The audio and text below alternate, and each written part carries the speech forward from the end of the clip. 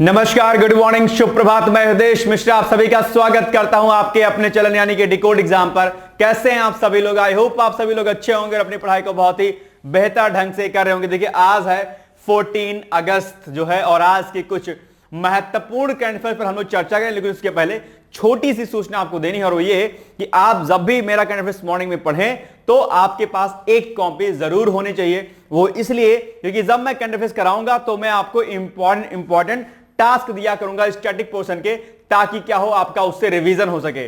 और उससे क्या होगा, अगर आप उस टास्क को डेली पूरा करेंगे, यकीन मानिएगा जीएस का बहुत बड़ा सेगमेंट और सबसे बड़ी बात है इंपॉर्टेंट सेगमेंट आपका रेडी होता रहेगा। इसके अलावा अगर आप पीसीएस का एग्जाम देते होंगे तो उसके लिए मुख्य परीक्षा का एक प्रश्न आपका तैयार हो जाया करेगा। मुख्य परीक्षा के महत्वपूर्ण की पॉइंट्स आपके रेडी होते जाएंगे।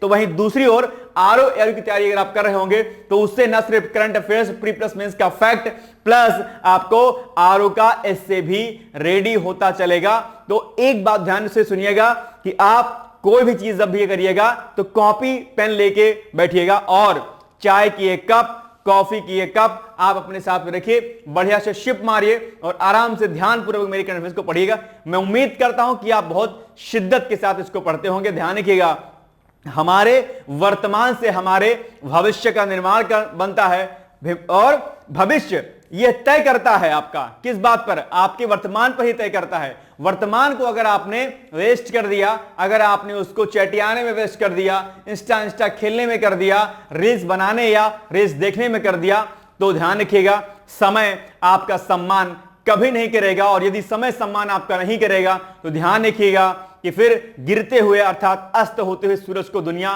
प्रणाम नहीं करती है, बल्कि उगते हुए सूरज अर्थात निकलते हुए सूरज को दुनिया प्रणाम करती है।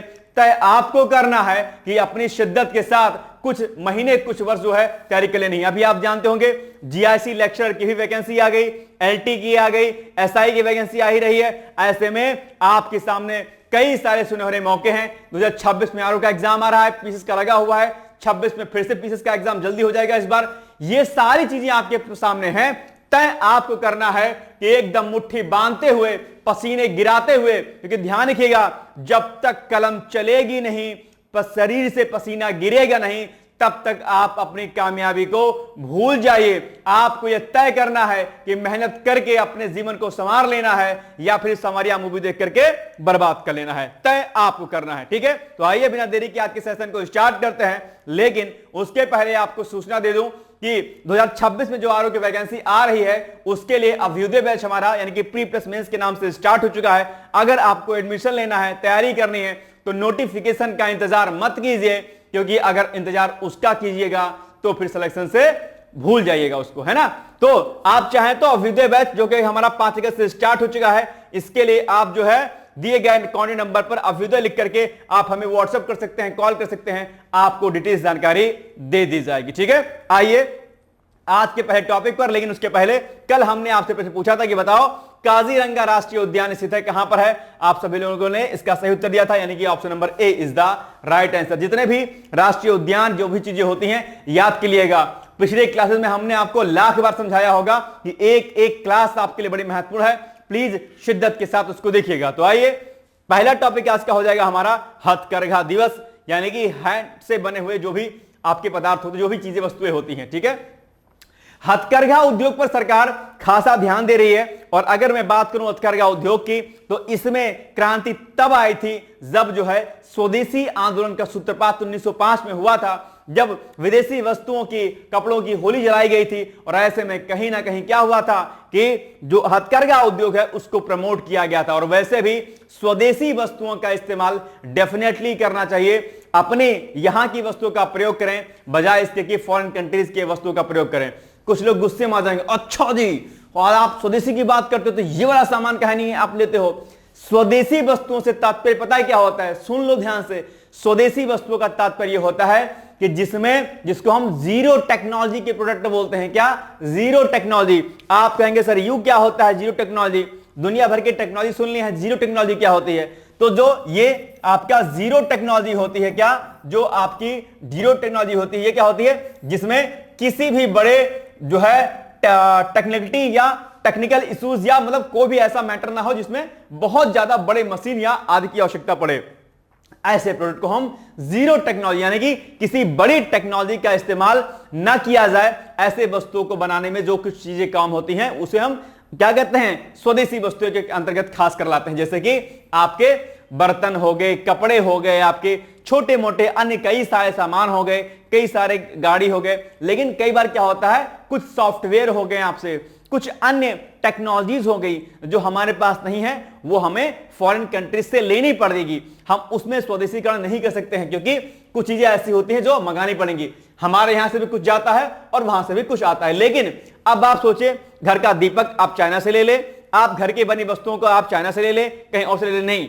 अगर आप जो सामान्य जो चीजें होती हैं उसको आप अपने ही देश से लीजिए, क्योंकि उससे जो मजदूर होते हैं, हथकरघा उद्योग है, आप अगर हाथ से बने हुए कपड़े यहां से लेते हैं, अपने यहां के कपड़ों का इस्तेमाल करते हैं, या जो अन्य सामान जो हाथ से बने हुए थे आप उसका इस्तेमाल करते हैं, इससे जो लोकल कारीगर होते हैं उनको प्रमोट मिलता है, उनको यानी कि उनको रोजगार मिलता है और वो आगे बढ़ते हैं। तो ये ध्यान रखिएगा। एक लाइन सुनी होगी आपने अक्सर कि मेरा हो मन स्वदेशी, मेरा हो तन स्वदेशी, मर जाऊं तो भी मेरा होवे कफन स्वदेशी। ये भावना आपके भीतर जरूर होनी चाहिए, है ना। गांधी जी ने स्वदेशी के ऊपर बहुत सारा लेख लिखा है। चलिए, तो हथकरघा बुनाई भारत का सबसे बड़ा कुटीर उद्योग है। ध्यान दीजिएगा, 1905 में इसकी शुरुआत बड़ी तेजी के साथ हुई थी। और आप जानते हो कि चौथी अखिल भारतीय हथकरघा जनगणना 2019-20 के अनुसार इस कार्य में करीब 35.22 लाख जो है परिवार लोग है लगे हुए हैं। कुल मिलाकर इनमें 35 लाख से अधिक बुनकर और संबद्ध श्रमिक जो है इसमें क्या है, शामिल, यानी कि एक बहुत बड़ा श्रमिकों का क्षेत्र जो है इस उद्योग में क्या है, पार्टिसिपेट करता है। हथकरघा क्षेत्र ने भारत के स्वतंत्रता संग्राम में अहम भूमिका निभाई है अपनी, आप जानते होंगे। अगर आप 1905 के आंदोलन पढ़ेंगे तो वहां पर इसके बारे में जानकारी निश्चित तौर पर आपको मिलती होगी। आप जानते होंगे कि 7 अगस्त 1905 को शुरू हुए स्वदेशी आंदोलन, ध्यान रखिएगा, यह फैक्ट भी आपके हिस्ट्री वाले पोर्शन में आता है। तो भाई साहब क्या करिए, तुरंत लगा लीजिए टिक फट से, और जहां जहां मैं कहूं कि ये इंपॉर्टेंट पॉइंट है उसको हैंड टू हैंड क्या करिएगा, नोट डाउन करते हुए चलेगा, राइट। चलिए, तो 1905 में शुरू हुए स्वदेशी आंदोलन ने औपनिवेशिक शासन के खिलाफ आर्थिक प्रतिरोध के रूप में स्वदेशी उद्योगों, खासकर हथकरघा क्या किया, समर्थन किया था कि भाई हम तो तुम्हारी चीजों का इस्तेमाल नहीं करेंगे, हम तो अपनी जगह जो है अपनी चीजों का इस्तेमाल करेंगे। हालांकि एक पॉइंट इसमें और पूछा जाता है कि आखिर वो कौन व्यक्ति थे जिन्होंने विदेशी कपड़ों की होली जलाए जाने को बर्बादी कहा था। आखिर भारत का वह कौन सा व्यक्ति थे जिन्होंने इस बात को कहा था कि भाई ऐसा ना कीजिए। अगर आपको आता है तो प्लीज कमेंट बॉक्स में जाकर कमेंट जरूर कीजिएगा, नहीं आता है तो गूगल कीजिएगा, उसके बाद आंसर दीजिएगा, ठीक है। मैं आपके आंसर का वेट करूंगा। ओके, नाउ नेक्स्ट 2015 में पॉइंट इंपॉर्टेंट है आपके सामने, क्या कि 2015 में 7 अगस्त को राष्ट्रीय हथकरघा दिवस घोषित किया गया। तो आपसे यही प्रश्न पूछ सकता है कि इसकी घोषणा कब की गई थी, 2015 में, जब नई सरकार सत्ता में आई थी, ठीक है। हथकरघा क्षेत्र को आधुनिक चुनौतियों के मुताबिक ढालने में मदद करने के लिए वस्त्र मंत्रालय ने 4 अगस्त 2025 को IIT दिल्ली के अनुसंधान एवं नवाचार पार्क में हथकरघा हैकाथॉन 2025 का आयोजन भी किया था अभी हाल ही में। ओके, याद रहेगा पॉइंट। चलिए आगे बढ़ते हैं। अब देखो, हथकरघा दिवस मनाए जाने की तारीख 7 अगस्त इसलिए चुनी गई क्योंकि क्या रीजन था। पहला पॉइंट, यह गांधी जी की जयंती है, इस दिन पहला हथकरघा बना था। 7 अगस्त 1905 को स्वदेशी आंदोलन शुरू हुआ था और भारत को आजादी मिली थी। तो नहीं भाई साहब, यह हो जाएगा उत्तर सही, यानी कि सी इज द राइट आंसर। कोई दिक्कत। चलिए दूसरा, MS स्वामीनाथन का शताब्दी अंतरराष्ट्रीय सम्मेलन। निश्चित तौर पर MS स्वामीनाथन का नाम आपने सुना होगा, नॉर्मन बोरलॉग का भी नाम सुना होगा, MS स्वामीनाथन का भी नाम आपने सुना होगा। हरित क्रांति के जनक के रूप में MS स्वामीनाथन जाने जाते हैं। और एक बात भाई साहब सबसे महत्वपूर्ण, आगे हम इस पर चर्चा करें लेकिन उसके पहले टास्क तुरंत नोट कर लीजिए। टास्क क्या है आपके सामने, टास्क है ग्रीन रेवोल्यूशन अर्थात हरित क्रांति। ध्यान रखिएगा, हरित क्रांति क्या, हरित क्रांति, ठीक है। ये आपके सामने बहुत ही इंपॉर्टेंट है और हरित क्रांति पर आपके प्री और प्लस जो है मेंस दोनों में, प्री प्लस मेंस और प्लस एस्से दोनों तीनों के पॉइंट ऑफ से क्या है, ये इंपॉर्टेंट है। हरित क्रांति के जनक कौन थे, हरित क्रांति क्या थी, हरित क्रांति का कितना व्यापक असर पड़ा और हरित क्रांति ने किस प्रकार से रासायनिक उद्योगों को बढ़ाया, रासायनिक खादों के उपयोग को और बढ़ाया, और जिससे क्या हुआ, बहुत सारी चीजें हो गई। जैसे कि एग्जाम्पल के लिए क्या हुआ कि जो ग्रीन रेवोल्यूशन आया था, इसमें जो क्या हुआ, मोटे अनाज इससे एक तो पीछे चले गए, जिसको हम मिलेट्स बोलते हैं, श्री अन्न भी उनको बोलते हैं। कल हमने प्रश्न को कराया भी था, आपको अगर याद होगा। तो इसमें क्या हुआ, हाइब्रिड किस्म के जो अनाज थे उनका प्रयोग किया गया, खासकर गेहूं और चावल जैसे फसलों में। इसमें क्या हुआ कि ये चूंकि हाइब्रिड किस्में थी अपने आप में, तो इसमें क्या हुआ था, इसमें हुआ कि इसमें केमिकल फर्टिलाइजर खूब यूज किया गया। क्या, केमिकल फर्टिलाइजर। मेरी बात को जरा ध्यान से सुनिएगा, CHEMICL, केमिकल फर्टिलाइजर। अब केमिकल फर्टिलाइजर यूज करने से क्या हुआ, इसमें पानी की आवश्यकता खूब हुई, ठीक है। और पानी की आवश्यकता अगर खूब हुई भाई साहब, तो इससे क्या हुआ, इससे हुआ कि जो हमारा ग्राउंड वाटर लेवल था वो क्या हुआ, डाउन होता हुआ चला गया। तो इसके साथ ही साथ में केमिकल फर्टिलाइजर्स का खूब उपयोग किए जाने से क्या हुआ, जो सॉइल की जो प्रोडक्टिविटी थी, अर्थात जो उसकी उत्पादक क्षमता थी, वो क्या हुई, डाउन हो गई। और केमिकल फर्टिलाइजर उपयोग किए जाने से आप जानते होंगे, जिसे हम किसान के मित्र अर्थात जिसे हम अर्थवर्म यानी कि केंचुआ कहते हैं, उनकी संख्या भी डाउन होती चली गई। साथ ही साथ में वो बैक्टीरिया, वो कीट जो फसल के लिए या मिट्टी के लिए इंपॉर्टेंट रोल प्ले करते थे, वो भी धीरे धीरे करके क्या हुए, मरते चले हुए गए। और इन केमिकल फर्टिलाइजर्स ने क्या किया, जो फसल चक्र की जो परिकल्पना थी ना, उसको भी क्या कर दिया, ब्रेक कर दिया। तो फसल जो चक्र था, यानी कि जो आपका एक साइकिल थी फसल चक्र वाली, निश्चित तौर पर आप फसल चक्र के बारे में जानते होंगे।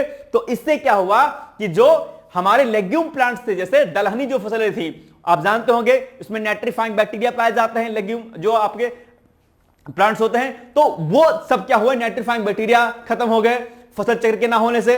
बाकी अर्थवर्म खत्म हो गए, आपके जो इंपॉर्टेंट जो रोल प्ले करते थे सॉइल के लिए, वो कीट सारे खत्म हो गए। तो ऐसे में क्या हुआ कि सॉइल बहुत ज्यादा जो उसकी फर्टिलिटी रेट थी वो क्या हुई, डाउन हो गई। और इससे क्या हुआ कि स्टार्टिंग तो हरित क्रांति ने खूब उत्पादकता की, खूब प्रोडक्शन किया फसलों का, लेकिन उसके बाद जैसे जैसे सॉइल की फर्टिलिटी रेट डाउन होती चली गई, ठीक उसी प्रकार से प्रोडक्शन भी हमारा डाउन होता चला गया। इसके अलावा पश्चिमी उत्तर प्रदेश, पंजाब जैसे एरिया में ये ज्यादा सफल रहा, क्योंकि वहां पर पानी की प्रचुर सुविधा थी। तो जबकि भारत के अन्य क्षेत्रों के साथ साथ में उत्तर प्रदेश के पूर्वी क्षेत्र इससे क्या रहे, अछूते रहे। और इससे भी कहीं ना कहीं सामाजिक और आर्थिक जो असमानता थी वो भी बढ़ाई दिखाई दी, क्योंकि पश्चिमी उत्तर प्रदेश ऑलरेडी पहले से कहीं ना कहीं संपन्न था। हरित क्रांति के आने से ये खाई पूर्वी उत्तर प्रदेश और पश्चिमी उत्तर प्रदेश में बढ़ती चली गई। तो ये कई सारे रीजन थे, इस पर खूब प्रश्न पूछता है। इंटरव्यू में जाएगा ना भाई साहब, वहां पर भी ग्रीन रेवोल्यूशन के बारे में खूब प्रश्न पूछता है। तो आज ही बड़े ईमानदारी पूर्वक ग्रीन रेवोल्यूशन अर्थात हरित क्रांति को अच्छे से पढ़ लीजिएगा, इस पर खूब प्रश्न पूछता है। कुछ कुछ बातें आपको समझ में आ गई होंगी आई थिंक, ठीक है, याद रखिएगा। सेकंड ग्रीन रेवोल्यूशन भी चर्चाओं में रहता है। फिलहाल आप इसको एक बार पढ़ लीजिएगा अच्छे तरीके से। क्या क्या, शायद मैंने कुछ पॉइंट जो बोले हैं आपके दिमाग में गया होगा, नहीं गया होगा तो क्या कीजिएगा, कुछ नहीं कीजिएगा, दिमाग तो कहीं और चल रहा होगा, क्या कीजिएगा, है ना। तो ये सब सारी बातें ध्यान रखिएगा। अब आगे बढ़ते हैं। पीएम मोदी ने नई दिल्ली स्थित ICAR पूसा, जानते होंगे, कई बार ये भी पूछ लेता है कि भैया ये कहां पर है, अपने आप पे, है ना। तो ICAR पूसा में MS स्वामीनाथन शताब्दी अंतरराष्ट्रीय सम्मेलन का उद्घाटन किया। सम्मेलन का विषय क्या था, सदाबहार क्रांति, जय सुख का मार्ग। ये थीम अर्थात ये विषय आपको याद रखना है। हो सकता है कि आपके एग्जाम में ये प्रश्न पूछ रहे आपसे, ठीक है।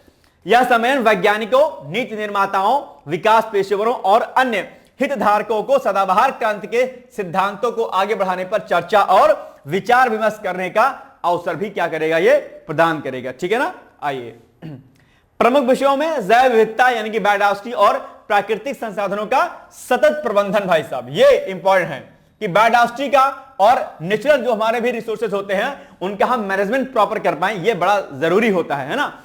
खाद्य एवं पोषण सुरक्षा, ठीक है, के लिए सतत कृषि, जलवायु परिवर्तन के अनुकूल होकर जलवायु को स्वच्छ बनाना, सतत और समता मूलक आजीविका के लिए उपयुक्त तकनीकों का उपयोग और युवाओं, महिलाओं तथा वंचित वर्गों को विकासात्मक चर्चाओं में शामिल करना क्या है, शामिल है। एक पॉइंट यहां पे आ रहा है, सतत कृषि। क्या, सतत कृषि, सस्टेनेबल एग्रीकल्चर, बड़ा इंपॉर्टेंट पॉइंट है। क्या, ये बड़ा इंपॉर्टेंट पॉइंट है। अरे भाई साहब क्या हो रहा है, ये सतत कृषि, ठीक है। ये तो अब आपको क्या करना, सतत कृषि क्या होती है, सतत कृषि अगर किसी को पता है तो मुझे बताइएगा, नहीं पता है तो सतत कृषि को रेडी कर लीजिएगा। और अभी हरित क्रांति पर जो मैंने टॉपिक दिया है, ये टास्क नंबर 1 है आपका, किसको आपको रेडी करना है। और टास्क नंबर 2 क्या है, सतत कृषि क्या होती है। जैसे सस्टेनेबल डेवलपमेंट होता है, ठीक उसी प्रकार से सस्टेनेबल एग्रीकल्चर होता है। सतत कृषि क्या होती है? अगर आप सस्टेनेबल डेवलपमेंट के कॉन्सेप्ट को समझते होंगे तो डेफिनेटली आप सतत कृषि के बारे में 125 शब्दों में 150 शब्दों में उत्तर लिख सकते हैं। लिख सकते हैं, नहीं लिख सकते हैं? नहीं लिख पाएंगे तो मुझे बताइएगा, लेकिन मैं टास्क देता हूं कि सतत कृषि के बारे में आप लोग लिख लीजिएगा ये क्या होती है। ठीक है, आगे उनकी विरासत का सम्मान करने के लिए MS स्वामीनाथन रिसर्च फाउंडेशन और the world academy of sciences ने खाद्य एवं शांति के लिए MS स्वामीनाथन पुरस्कार की शुरुआत भी की है। ठीक है, ये सब पॉइंट ध्यान रखिएगा। अब MS स्वामीनाथन जी के बारे में कुछ कुछ बातें देख लेते हैं। तो जन्म इनका होता है 7 अगस्त 1925 को कुंभकोणम तमिलनाडु भारत में। निधन हो जाता है 28 सितंबर 2023 चेन्नई तमिलनाडु में। प्रमुख योगदान के रूप में अगर हम जाने तो आप जानते होंगे हरित क्रांति के जनक कौन है, आप जो है जानते होंगे MS स्वामीनाथन ही है। 1960 और 70 के दशक में उन्होंने उन्नत गेहूं और धान की किस्मों की विकसित की और उन्हें किसानों के बीच पहुंचाया। आप जानते होंगे उस समय खाद्यान्न उत्पादन इतना नहीं होता था, गरीबी में थे, देश बहुत गरीबी में था और बहुत ज्यादा आपदाएं वगैरह आने से और चीजें गड़बड़ हो गई थी, इसीलिए ये क्रांति उस समय काफी सफल हुई थी। लेकिन जैसे जैसे केमिकल फर्टिलाइजर्स का उपयोग होता चला गया वैसे मामला गड़बड़ होता हुआ चला गया। ठीक है, एनीवेज तत्कालिक परिस्थितियों के अनुसार तो हरित क्रांति ठीक थी, लेकिन उसका दीर्घकालिक प्रयोग किए जाने से निश्चित तौर पर एक नुकसान देखने को मिला हमें। ठीक है, आज भी हम ऑर्गेनिक फार्मिंग की बात करते हैं, क्यों? क्योंकि केमिकल्स फर्टिलाइजर से बहुत प्रकार के जो है डिजीज कॉजेस होते हैं, है ना, ध्यान दीजिएगा। तो 70 के दशक में उन्होंने उन्नत गेहूं और धान की फसलों विकसित की और इससे भारत में खाद्यान्न उत्पादन में तेजी से वृद्धि और भुखमरी से बचाव हुआ, है ना, भुखमरी थी उस समय। नॉर्मन बोरलॉग के साथ सहयोग, उन्होंने अमेरिकी कृषि वैज्ञानिक नॉर्मन बोरलॉग के साथ मिलकर के उन्नत किस्मों को भारत में लागू किया। कृषि अनुसंधान में अगली भूमिका भी रही उनका। ICR Indian council of agriculture research जिसको बोलते हैं, तो ICR और अन्य संस्थानों के माध्यम से उन्होंने आधुनिक कृषि और विज्ञान को बढ़ावा दिया, यानी कि एग्रीकल्चर में साइंस को इंट्रोड्यूस किया अपने यहाँ पे, है ना। स्वामीनाथन आयोग 2004 से 8 आप जानते होंगे इसके बारे में भी। तो किसानों की स्थिति सुधारने के लिए केंद्र सरकार ने राष्ट्रीय किसान आयोग गठित किया, जिसके अध्यक्ष कौन थे? MS स्वामीनाथन ही थे। ये भी पॉइंट आपको क्या करना है, याद कर लेना। जितना डिटेल्स में पढ़ाता हूं ना, शायद कोई पढ़ाता होगा आपको, इसलिए खूब अच्छे से पढ़िएगा। उन्होंने MSP, ठीक है, मिनिमम सपोर्ट प्राइस यानी कि न्यूनतम समर्थन मूल्य बराबर लागत गुणे 50% लाभ की सिफारिश भी की थी उन्होंने। पुरस्कार और सम्मान की बात करें तो 1967 में उनको मिलता है पद्मश्री, 1972 में मिलता है पद्म भूषण और 1989 में मिलता है पद्म भूषण और 1971 में मिलता है उनको रमन मैग्सेसे पुरस्कार और 1987 में उन्हें वर्ल्ड फूड प्राइज भी मिलता है। पहले प्राप्तकर्ता के रूप में वही थे। तो ये सारे पुरस्कार उनको दिए गए हैं। बात अगर 1972 की करते हैं तो 1972 में घटना घटित होती है, इसको क्या बोलते हैं? वाइल्ड लाइफ प्रोटेक्शन एक्ट 1972, अर्थात वन्य जीव संरक्षण अधिनियम भी कब पारित हुआ था? 1972 में पारित हुआ था। ठीक है, और प्रोजेक्ट टाइगर की शुरुआत कब हुई थी? समझ गए? 73 में। ठीक है, और आई थिंक 1992 में शायद प्रोजेक्ट एलिफेंट से शुरू हुआ था, आई थिंक, है ना। चलिए, MS स्वामीनाथन शताब्दी सम्मेलन का विषय क्या था? ठीक है, सिंपल सी बात है, बड़ा आसान सा है। इसमें हरित क्रांति का भविष्य, जैविक खेती का महत्व, सदाबहार क्रांति जैव सुख का जो है मार्ग या कृषि में नवाचार, तो ये हो जाएगा C, यानी कि सदाबहार क्रांति जैव सुख का मार्ग। ठीक है, ये हो जाएगा। आगे 2 ऐतिहासिक समुद्री विधेयक पारित अभी हाल ही में हो गए, लोकसभा में इसको पारित कर दिया गया है। ठीक है, तो संसद ने ऐतिहासिक घटनाक्रम में 2 ऐतिहासिक विधेयक पारित किए हैं। पोत परिवहन जलमार्ग मंत्री कौन के लिए? यह पहला विधेयक अपने आप में। ठीक है, पर पोत परिवहन और जलमार्ग मंत्रालय के लिए, सॉरी। ठीक है, इससे भारत में क्या होगा? आधुनिक, कुशल और वैश्विक यानी ग्लोबली जो है समन्वित समुद्री नीति के ढांचे का मार्ग जो है इससे क्या होगा? प्रशस्त होगा। ठीक है, लोकसभा ने व्यापारिक पोत परिवहन विधेयक 2025 को स्वीकृति दे दी है। अब आगे 1-2 पॉइंट और देख लेते हैं थोड़ा सा हम लोग। ठीक है, इसका उद्देश्य आधुनिक और अंतरराष्ट्रीय स्तर पर अनुपालन दृष्टिकोण के साथ समुद्री शासन को सुव्यवस्थित करना है। इस बीच राज्यसभा ने समुद्री माल ढुलाई विधेयक 2025 भी क्या किया? पारित कर दिया।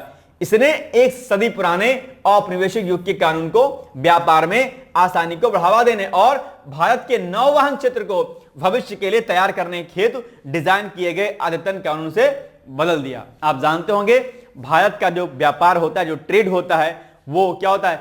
समुद्री मार्ग के अंतर्गत ही होता है। ठीक है, ट्रेन से कोई सामान जल्दी नहीं पहुंचाया जाता है, ठीक है। अगर विदेशों में कोई सामान आता है तो वो समुद्री जो है रास्ता ही अपने आप में बेस्ट होता है, ठीक है। तो ऐसे में इस क्षेत्र में नए विधेयकों को पारित करना, पुराने औपनिवेशिक नियम कानून को रद्द करते हुए नई चीजों को जो है लागू करने से ग्लोबली जो है हम स्ट्रांग होते हैं और हमारे ट्रेड में अर्थात हमारे व्यापार में क्या होती है, बढ़ोतरी होती है। और कई जो टेक्निकलिटीज आती है ना, कई सारे इश्यूज जो आते हैं गवर्नमेंट की तरफ से, वो क्या होता है, शॉर्ट आउट हो जाते हैं, वो प्रॉब्लम रिजॉल्व हो जाती है अपने आप में, है ना। चलिए, व्यापारिक पोत परिवहन, ठीक है, विधेयक 2025, ये क्या है, आइए देखते हैं इसको एक बार, एक पॉइंट। तो प्रगतिशील भविष्य के लिए तैयार कानून जो पुराने व्यापारिक पोत परिवहन अधिनियम 1958 का स्थान लेगा। तो ये फैक्ट आपको याद रखना है। यह विधेयक भारत के समुद्री कानूनी ढांचे को वैश्विक मानकों के अनुरूप बनाने और विश्वसनीय समुद्री व्यापार केंद्र के रूप में देश की स्थिति को मजबूत करने की दिशा में महत्वपूर्ण क्या है, कदम अपने आप में। यानी कि अब प्रॉब्लम कोई नहीं आएगी, हमारे मानक ग्लोबली लेवल के होंगे। समुद्री माल परिवहन विधेयक 2025, ये क्या है, देखो दो पारित किया गया ना, एक तो ये पारित किया गया और एक ये पारित किया गया। तो ये क्या है, तो समुद्री माल परिवहन जो विधेयक है ये क्या है, इसने एक सदी पुराने भारतीय समुद्री माल परिवहन अधिनियम 1925 को निरस्त कर दिया है। तो ये भी पॉइंट आपको याद रखिएगा कि इसने किसको निरस्त किया और इस वाले विधेयक ने किसको निरस्त किया, याद रखिएगा, दोनों पॉइंट आपका अलग अलग, ठीक है। तो इसने जो है पुराने व्यापारिक पोत परिवहन अधिनियम 1958 का स्थान लिया है और इसने जो है क्या किया है, भारतीय समुद्री माल परिवहन अधिनियम 1925 को निरस्त कर दिया। किसने, समुद्री माल परिवहन विधेयक 2025 ने। याद रहेगा पॉइंट। आगे, यह नया कानून पुराने औपनिवेशिक युग के कानून को समाप्त करके और व्यापार को आसान बनाने के लिए वैश्विक सर्वोत्तम प्रथाओं के अनुरूप भारत के कानून ढांचे को आधुनिक बनाने के सरकार के जो इरादे हैं उनके अनुरूप है अपने आप पे, ठीक है। चलो नेक्स्ट क्वेश्चन है, समुद्री माल परिवहन विधेयक 2025 ने किस पुराने कानून को प्रतिस्थापित किया है। देखो यही वाला पॉइंट, समुद्री माल परिवहन विधेयक कौन सा, ये देखो, तो इसने किसका स्थान लिया, इसका स्थान लिया है ना। तो बस अब देखो कहां पर है ये, तो ये हो जाएगा आपका सी वाला, भारतीय समुद्री माल परिवहन अधिनियम 1925। सी इज द राइट आंसर। यही ना होगा, कुछ और होगा, बिल्कुल सही बात है, सी इज द राइट आंसर। चलो, भारत का मेट्रो नेटवर्क 248 किलोमीटर यानी 2014 से बढ़कर के 1013 किलोमीटर हो गया है भाई साहब। और ए भैया जी लोग, आप जानते होंगे कि जो लखनऊ वाला मामला है ना, वहां पर भी जो है कई सारी जगहों पर जो है मेट्रो लाइन बिछाए जाने का प्रस्ताव पारित कर दिया गया है। आइए अभी आगे इसको देखते हैं। तो देश के शहरी परिवहन में जो लखनऊ वाले हैं, ध्यान सुनिएगा, ठीक है, दिल गार्डन होने वाला है उनका, ठीक है। तो देश के शहरी परिवहन में तेजी लाने और अस्थायी परिवहन समाधान सुनिश्चित करने के लिए सरकार ने कई परिवर्तनकारी पहल शुरू की है। इन कदमों का उद्देश्य यह सुनिश्चित करना है कि मेट्रो परियोजनाएं टिकाऊ, आर्थिक रूप से व्यवहार्य और तकनीकी रूप से क्या है, उन्नत हों, ठीक है, और बाकी पॉल्यूशन ना हो, ठीक है, स्वच्छ और तेज परिवहन की परिकल्पना हो। इसके लिए मेट्रो लाइनों को और तेजी के साथ क्या किया जा रहा है, विकसित किया जा रहा है। भारत का मेट्रो नेटवर्क 248 किलोमीटर 2014 में था, ठीक है, सुन लीजिए, और अब जो है ये बढ़कर के 1013 किलोमीटर हो गया है 2025 में। एक बड़ी उपलब्धि आपको यहां पर देखने को मिलेगी। कहां 248, कहां पर 1013 किलोमीटर, ठीक है। भारत ने 2.5 लाख करोड़ का निवेश किया है और घरेलू स्तर पर 2000 से ज्यादा मेट्रो कोच जो है अपने यहाँ पे बनाए हैं। वहीं मेक इन इंडिया, सौर ऊर्जा से चलने वाले स्टेशन और चालक रहित मेट्रो जैसी पहल स्वच्छ और भविष्य के लिए तैयार परिवहन को बढ़ावा दे रही है। तो ये बहुत बातें हैं। आप जानते हो नई लाइनें चालू करने के लिए गति 9 गुना बढ़ गई है। 0.68 किलोमीटर प्रति माह 2014 से पहले था, से बढ़कर आज लगभग जो है 6 किलोमीटर प्रति माह हो गई। पहले मात्र 0.68 किलोमीटर प्रति माह की सड़क बनती थी, मेट्रो लाइन बिछती थी, और आज क्या हो गई है, 6 किलोमीटर प्रति माह हो गई है। एक बहुत बड़ा डिफरेंस आपको देखने को इसमें मिल रहा होगा, है ना। अब यहां पर बहुत सारे डेटा आपके सामने दिए गए हैं, आप चाहें तो इनको पढ़ सकते हैं। इसमें एक दो पॉइंट और इंपॉर्टेंट है कि 2024 में भारत ने कोलकाता में, याद रखिएगा पॉइंट इंपॉर्टेंट आपके लिए, क्या 2024 में भारत ने कोलकाता में अपनी पहली अंडर वाटर मेट्रो सुरंग शुरू करके एक बड़ी उपलब्धि हासिल की थी। तो अब यह पॉइंट आपको याद रखना है, इंपॉर्टेंट है, पूछ लेगा आपसे, है ना, कि पहली अंडर वाटर मेट्रो सुरंग कहां पर शुरू की गई थी, कोलकाता में, जो हुगली नदी के नीचे एस्प्लेनेड को हावड़ा मैदान से जोड़ेगी। केरल का कोच्चि वाटर मेट्रो शुरू करने वाला भारत का पहला शहर बन गया। यह भी फैक्ट आपके लिए इंपॉर्टेंट है, इसको भी नोट कर लो। बैठे मत रहो लल्ला, उठा के कॉपी नोट कर लो इसको, नहीं तो दिमाग घूम जाएगा, एग्जाम में आएगा तो मामला गड़बड़ा जाएगा। आप पढ़ते खाली मेट्रो की लंबाई पढ़ के छोड़ जाते, फिर चटियाते बैठ करके। ये सारे पॉइंट आपके जहां जहां पे मैं टिक लगा रहा हूं, ठीक है, इसको नोट कर लेना बाबूजी लोग, नहीं तो मामला गड़बड़ हो जाएगा। वाटर मेट्रो निर्बाध और पर्यावरण अनुकूल परिवहन के लिए इलेक्ट्रॉनिक हाइब्रिड बनाओं का उपयोग करके 10 द्वीपों को जोड़ती है। तो ये उपलब्धियां हैं मेट्रो के क्षेत्र में, आप इसको नोट कर सकते हैं, ठीक है ना। तो ये सब चीजें यहां पर और लिखी हैं, आप इसको एक बार पढ़ लीजिएगा। चलिए निम्नलिखित कथनों पर विचार कीजिए। भारत ने 2024 में कोलकाता में पहली अंडर वाटर मेट्रो सुरंग शुरू की थी। 2024 में है, तो देखो क्या वास्तव में 24 में था, ठीक है, ओके डन। दूसरा, वाटर मेट्रो परियोजना का शुभारंभ सबसे पहले कोच्चि में हुआ था और भारत का मेट्रो नेटवर्क वर्ष 2014 में 1013 किलोमीटर था, जो 2025 में बढ़कर 2000 किलोमीटर हो गया। नहीं, ये कथन रॉन्ग है, ये और ये सही होना चाहिए, 1 और 2 होना चाहिए, ए होना चाहिए शायद जहां तक, ठीक है, बिल्कुल सही बात है, ए इज द राइट आंसर, ठीक है। चलिए, ये पीसेस का एडवर्टाइजमेंट है। अगर आपको पीसेस की तैयारी करनी है तो आप जो है इस बैच को ले सकते हैं। यहां पर प्री प्लस मेंस आपका चलेगा, इंटरव्यू तैयारी होती जाएगी आपको, और इस बैच को लेने के बाद आपका पीसेस की तैयारी, आपकी आरओ की तैयारी, अदर स्टेट की पीसेस की तैयारी और यूपीएससी के 4 पेपर मुख्य परीक्षा की आपके रेडी हो जाएंगे इसी से। तो ये बड़ा अच्छा बैच है अपने आप में, आप चाहें तो इसको परचेज कर सकते हैं। और इसके लिए जो है आप दिए गए कॉन्टैक्ट नंबर पर आप जो है पीसीएस 2026 लिख करके आप हमें व्हाट्सएप कर सकते हैं। ध्यान रखिएगा कि पीसीएस एग्जाम आपके लिए इतना महत्वपूर्ण है कि अगर आप बड़े स्तर पर कुछ काम करना चाहते हैं तो पीसीएस एग्जाम जरूर दीजिएगा। आरओ की तैयारी करते हैं तो पीसीएस जरूर देना चाहिए, क्योंकि लगभग सिलेबस क्या है, सिमिलर है आपका, ठीक है। तो अगर आप किताबें पढ़ते हैं तो क्यों ना थोड़ा सा और डिटेल्स में पढ़ लिया जाए, ठीक है। तो इसमें भी ऑफर भी चल रहा है, 15,000 फीस थी, लेकिन अभी 8,000 में कोर्स मिल रहा है, बिना देरी की सेशन को आप जो है ले सकते हैं, ठीक है। चलिए, बिहार में स्मॉल मॉड्यूलर रिएक्टर की स्थापना होगी। हालांकि ये प्रश्न मैंने काफी टाइम पहले आपको कराया था जब घोषणा हुई थी, लेकिन फिर भी चर्चाओं में है तो इसको सुन लीजिए। देश में 6 मॉड्यूलर रिएक्टर स्थापित किए जाएंगे, जिनमें से एक बिहार में रहेगा, ठीक है। तो चूंकि बिहार में कोई चीज भैया बड़े स्तर पर होती तो निश्चित तौर पर अच्छी बात होती है। तो 6 मॉड्यूलर रिएक्टर स्थापित किए जाएंगे, जिनमें से एक जो है बिहार में लगाया जाएगा, ठीक है। या बिहार के नवादा जिले के रजौली में स्थापित किया जाएगा। बीपीएससी वाले भैया जी लोग और बहनी जी लोग नोट कर लीजिएगा, इंपॉर्टेंट है आपके लिए, ठीक है। क्या उद्देश्य है इसका? भारत की परमाणु ऊर्जा क्षमता को 2047 तक 100 गीगावाट तक बढ़ाना है।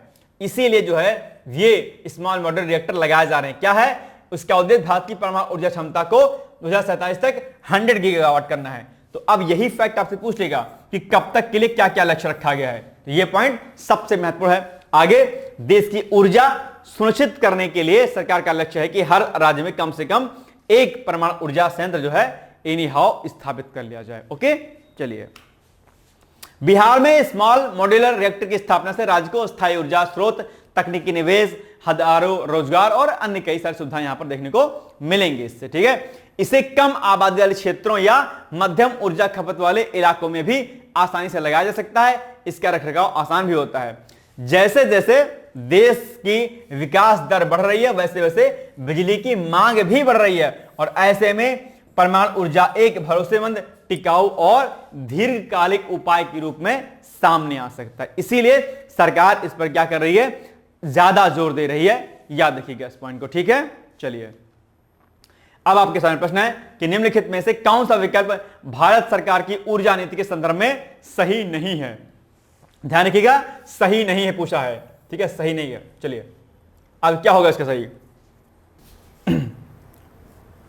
देखो, सी पॉइंट बढ़ाओ।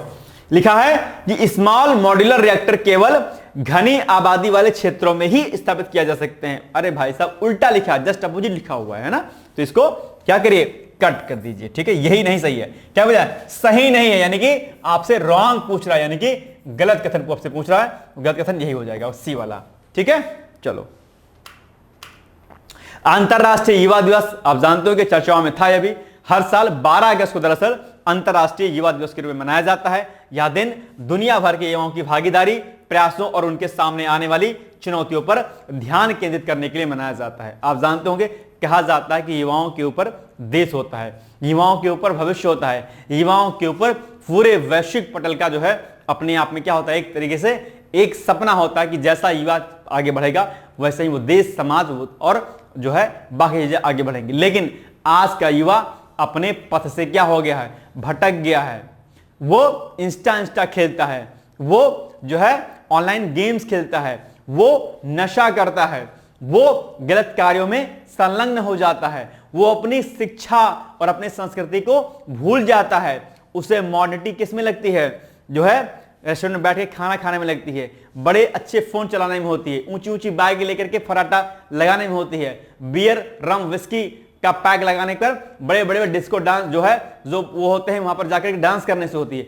ये जो मॉडर्निटी आप सोचते हैं ये दरअसल मॉडर्निटी नहीं है, इसे हम डेवलपमेंट नहीं कहते हैं, इसे हम विनाश कहते हैं, जिसे आप विकास कहते हैं। एक्चुअली में वो आपके भविष्य का क्या कर रहा है? विनाश कर रहा है।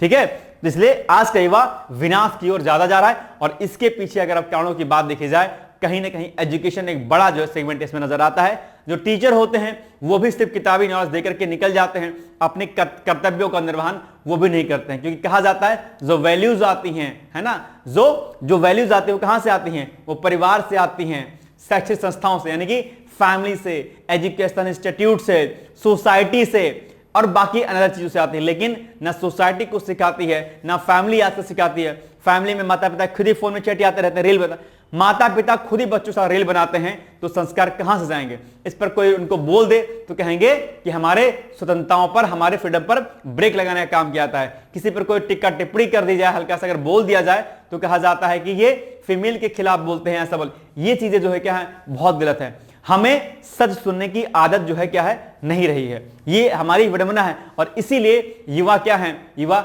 भटक रहा है। तो इसीलिए अंतर्राष्ट्रीय युवा दिवस मनाया जाता है कि वो अपने पथ से भटके ना, क्योंकि यूथ जो अगर सही काम करेगी तो इससे विज्ञान, अध्यात्म, संस्कृति, कला और हर क्षेत्र में एक बढ़िया प्रगति होगी। आपसे मैं अपेक्षा करता हूं कि अपने मन और तन को हमेशा शुद्ध रखिएगा, क्योंकि कहा गया है हम बदलेंगे युग बदलेगा, हम सुधरेंगे युग सुधरेगा। और ओम अस्तु मा सद्गमय तमसो मा ज्योतिर्गमय ओम मृत्युर्मा अमृतम गमय का कॉन्सेप्ट जो है उसको फॉलो कीजिएगा, है ना, कि असत मार्ग से सत मार्ग की ओर चलें और अंधकार से प्रकाश की ओर चलें और हे ईश्वर हमें मृत्यु से मोक्ष की ओर ले चलिए, है ना। ये भाव आपके भीतर होना चाहिए। आइए शुरुआत इसकी अगर बात करते हैं तो एक कब इसकी शुरुआत होती है?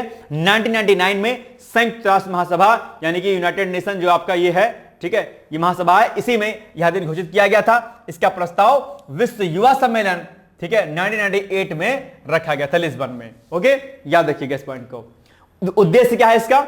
युवाओं की सामाजिक, राजनीतिक और आर्थिक भागीदारी को बढ़ावा देना, यानी कि सोशल, पॉलिटिकल और इकोनॉमिकल कंडीशन को आगे बढ़ाना। आप जानते होंगे पॉलिटिक्स एक मुद्दा है, आप जानते होंगे, एक अच्छी पॉइंट मैं आपको बता रहा हूं। पॉलिटिक्स, POLITICS, पॉलिटिक्स, पॉलिटिक्स में यूथ को आगे आना चाहिए। ये जो नेता है देश को खा जाएंगे, एक दिन खा ही रहे हैं इनफैक्ट, ठीक है, चाहे कोई पार्टी के नेता हो। बहुत सारे नेता ऐसे हैं, फंडिंग खूब आती है लेकिन पैसे का इस्तेमाल बिल्कुल भी नहीं करते, कतई नहीं करते हैं। हर नेता के पास फॉर्च्यूनर गाड़ी मिल जाएगी आपको, हर नेता के पास, मोस्टली 99% नेताओं के पास जो है फॉर्च्यूनर गाड़ी मिलेगी। कहां से आता है पैसा? कितनी सैलरी होती है आपकी? पैसा आता कहां? फंडिंग कहां से होती है आपके पास भाई? किसी ने जवाब सवाल किया? नहीं किया, न करते हैं, ठीक है। तो अच्छे जो विद्यार्थी होते हैं वो निकल जाते हैं आगे अपना, या तो फॉरेन कंट्री में गूगल से लेकर पता नहीं कहां चले जाएंगे। जो IIT के प्रोडक्ट होते हैं जो, वो भी पता नहीं कहां निकल जाएंगे। अपने देश में काम नहीं करेंगे, वो बाहर निकल जाएंगे। अपने देश में काम करो, पॉलिटिक्स में आओ, ठीक है, रिसर्च करो अच्छा, फिर देखो देश का विकास कैसे होता है। मैं अक्सर एक बात कहता हूं, जो यूथ है उसे पॉलिटिक्स में जरूर आना चाहिए। मन मेरा भी है, आगे देखते हैं क्या होता है। मन की मुराद सुन लीजिए मेरी, ठीक है, अभी तो देखते हैं क्या होता है। एनीवेज, आध्यात्म और पॉलिटिक्स, राजनीति, यानी कि आध्यात्म और राजनीति दोनों में अच्छे युवाओं का आना बहुत जरूरी है। ओके, चलिए, शिक्षा, रोजगार, मानसिक स्वास्थ्य, जलवायु परिवर्तन आदि मुद्दों पर जागरूकता फैलाना भी इसका उद्देश्य है और युवाओं को नेतृत्व नवाचार के लिए प्रेरित करना कि भाई आप देश को लीड कर सकते हैं, आप में नेतृत्व क्षमता है पूरे देश को चलाने की और आपके अंदर क्षमता इनोवेशन की है। लेकिन यूथ क्या है? चटियाता है, दिन में बतियाता, रात भर तो क्या कीजिएगा बताइए। जान तुम कहां हो, जान मैं यहां हूं, चलो चाय कॉफी पीते हैं।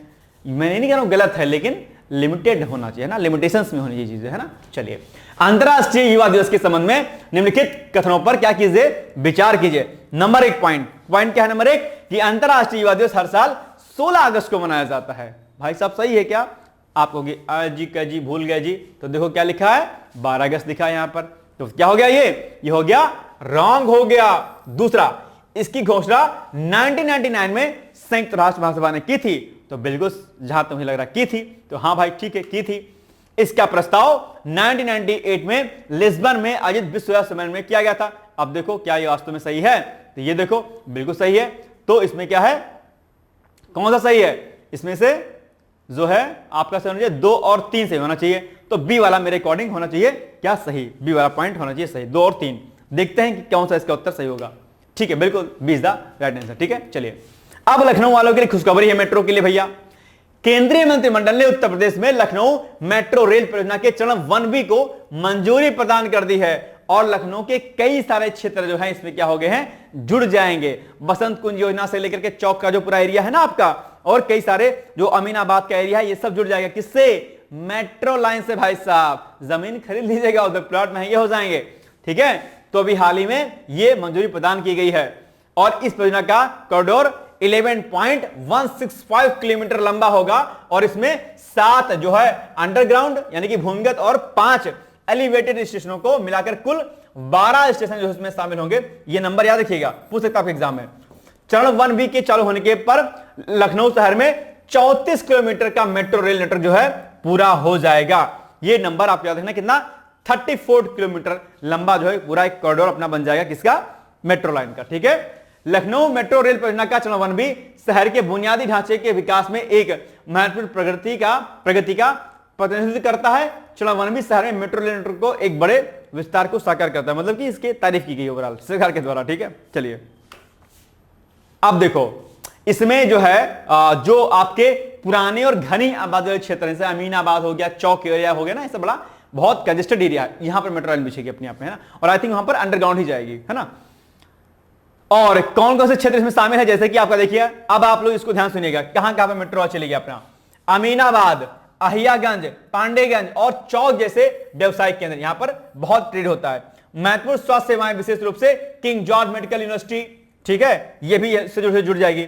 प्रमुख पर्यटक आकर्षण जिनमें बड़ा इमामबाड़ा, छोटा इमामबाड़ा, भूल भुलैया, घंटाघर और रूमी दरवाजा भी शामिल है इसमें, जहां पर पर्यटक खूब आते हैं। तो ये एरिया भी इससे क्या हो जाएगा, जुड़ जाएगा। ठीक है, शहर की समृद्ध और ऐतिहासिक खाद्य संस्कृति के लिए प्रसिद्ध पाक कला स्थल, यह भी इससे जुड़ेगा और कई सारे जो है चीजें यहां पर दी गई हैं। ठीक है, अच्छा ये पॉइंट दूसरी बार जुड़ गया है, कोई बात नहीं, चलो ठीक है, ये एक बार पढ़ लीजिएगा।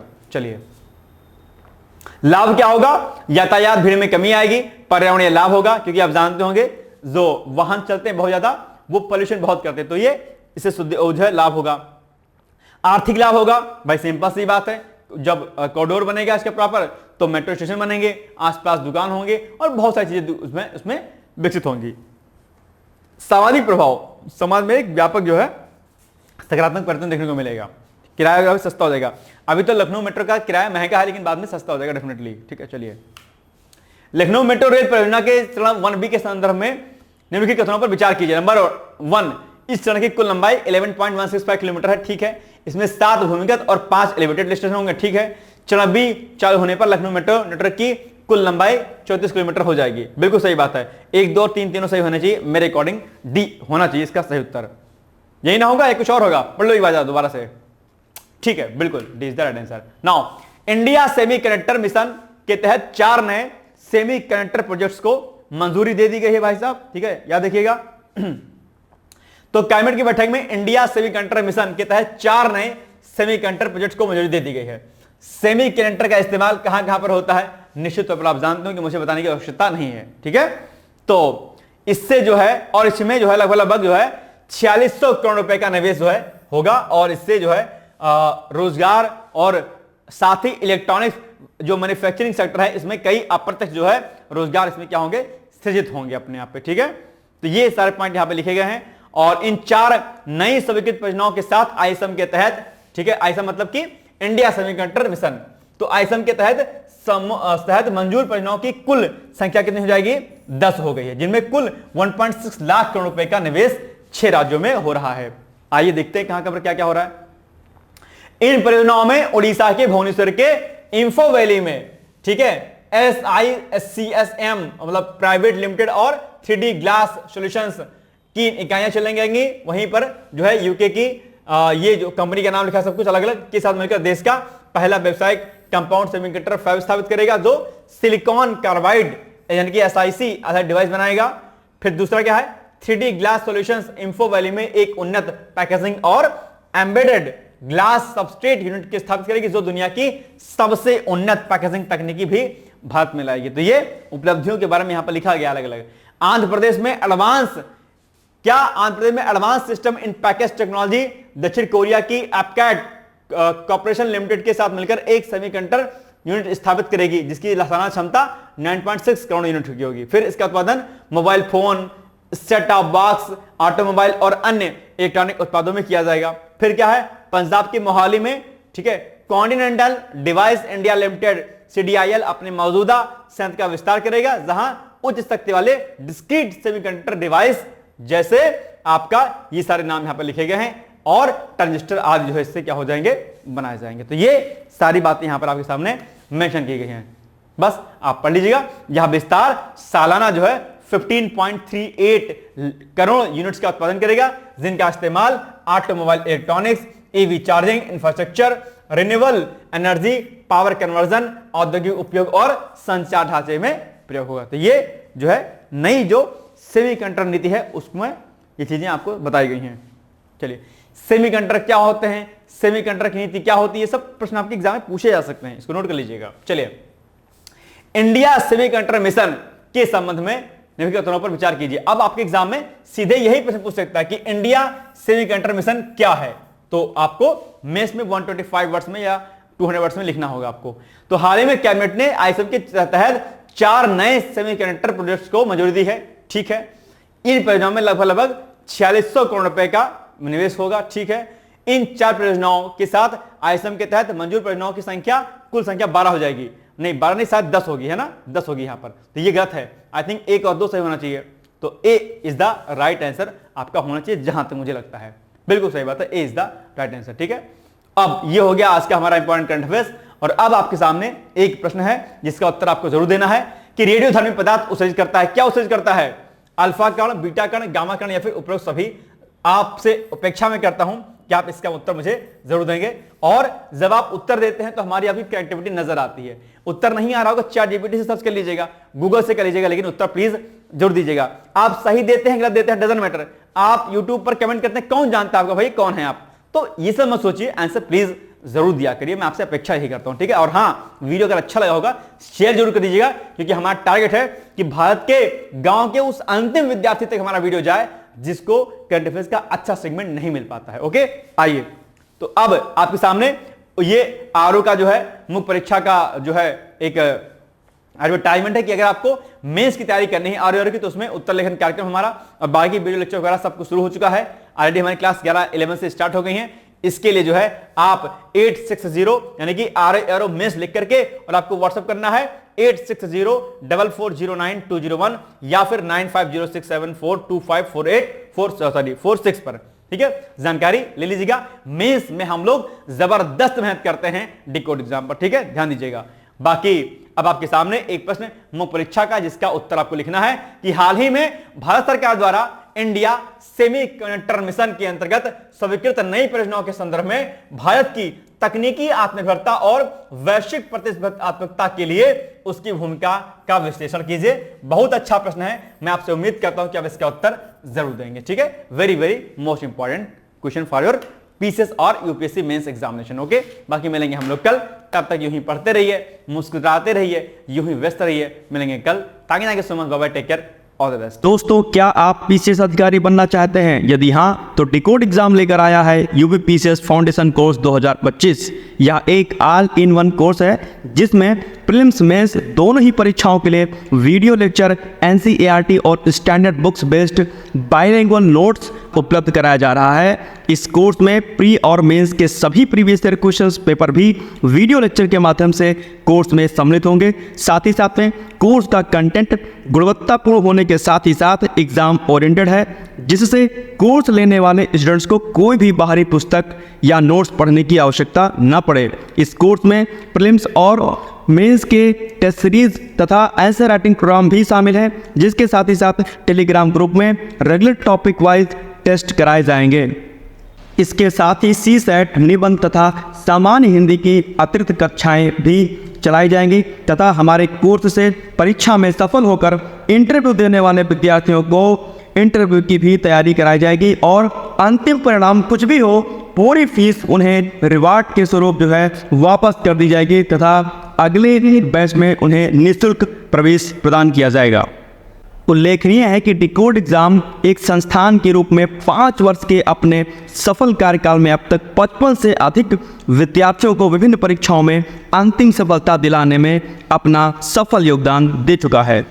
इस कोर्स की फीस 15,000 रुपये निर्धारित की गई है, लेकिन पहले प्रवेश लेने वाले 100 विद्यार्थियों को 3,000 रुपये की विशेष छूट दी जा रही है। और अधिक जानकारी के लिए हमारे संस्थान के नंबर 6307495944 पर संपर्क करें।